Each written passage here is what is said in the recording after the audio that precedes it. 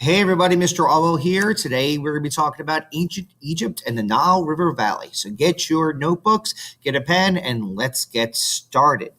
All right, so we're going to pause me occasionally to write down our notes. You can pause me now and make sure you got the title of our notes down.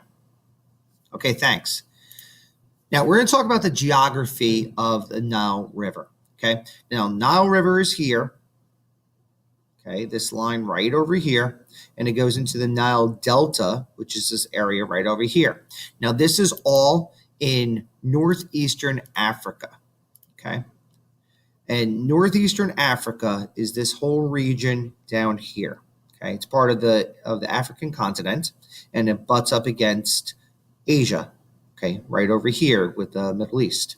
Now, the Nile itself is the second longest river in the world, only a little bit shorter than the Amazon River, a little over 4,000 miles. And one of the interesting things about the Nile River is that it flows from the south to the north, and it outlets into the Mediterranean Sea. So it's actually coming from East Africa and then flowing southerly into the Mediterranean Sea.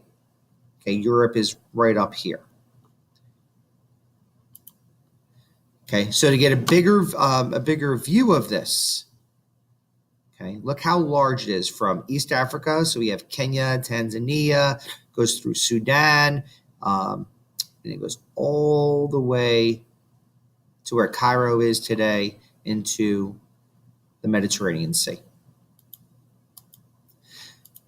Now, when we talk about the Nile River, okay, we have to talk about these things called cataracts. Okay, this is rough water, rushing water, and that's actually going to be in the southern part of Egypt, and that's actually going to be really important because it's going to protect Egypt from invasion from the south for a long period of its history. Eventually, those cataracts subside, and then the river continues to flow northward and then eventually divides into the marshy delta, that big green area that we saw up here. Okay, let me put these notes back up here for you so you can pause me if you wish. Okay. Now, the river floods quite often, annually. There's very little rain in Egypt to speak about. So farmers and society itself, they really rely on the river for the ability to be able to survive, for farming. It's very important to farmers, and heck, it's pretty important to everybody who wants to eat. Now, they broke up their year based on the predictable flooding of the Nile River. There were 3 seasons: the flooding, okay, and then when the waters went back, they began to plant, and then eventually, now they can harvest. And then it was a cycle, happened again and again. So think about, we have our 4 seasons here. They really looked at it more as 3 seasons there: flooding, planting, and harvesting. Okay, and here's a great example of the banks of the Nile River. So we see the Nile River here. We have animals that are grazing here on green lands.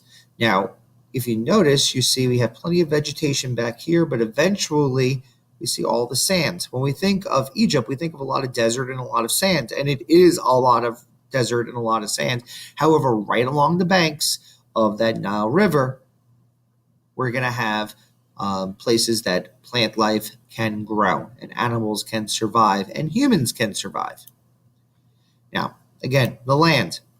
It's very fertile along the Nile River and along the Nile River Valley. The Nile Delta. They call that the Black Land.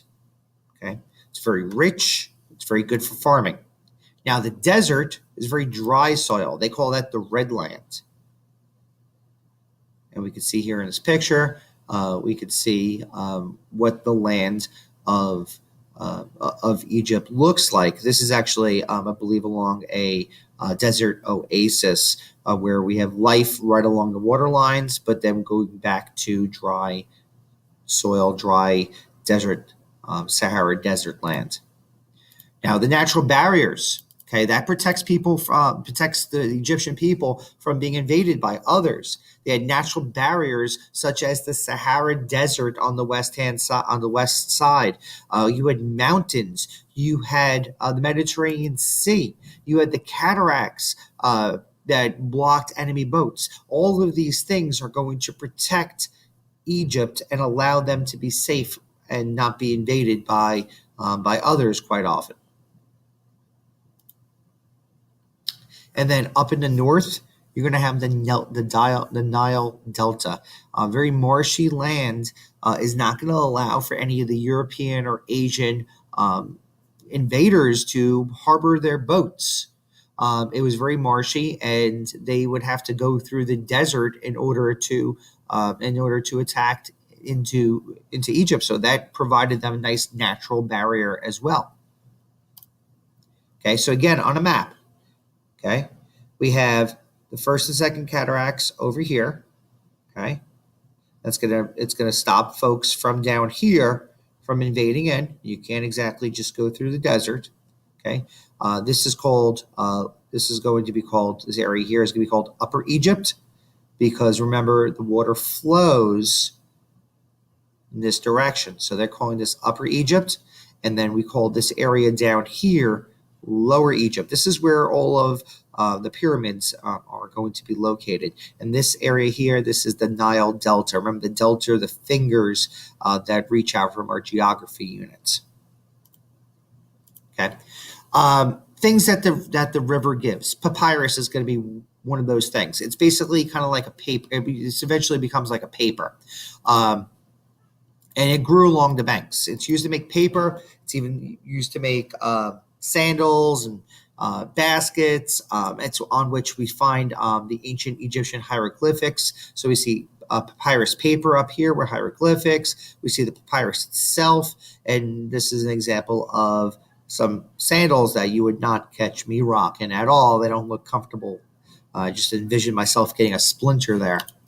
Hieroglyphics, that is the writing symbol system, I should say, that developed in Egypt. Okay, it's not easy to read. Most of the Egyptians were not literate. They had 700 different symbols, so you really had to understand what it really meant in order to be able to read.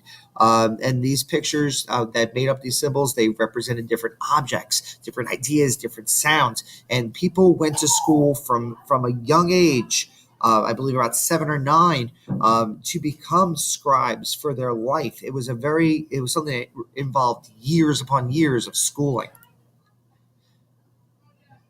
Now, the next thing we're going to talk about, we're going to link into this a little bit, is the kingdoms that do develop. And I believe that this is where we're going to leave off. So we're going to talk about how it's ruled by 31 different dynasties or periods of time where specific families ruled or specific groups ruled. It lasted almost 3,000 years.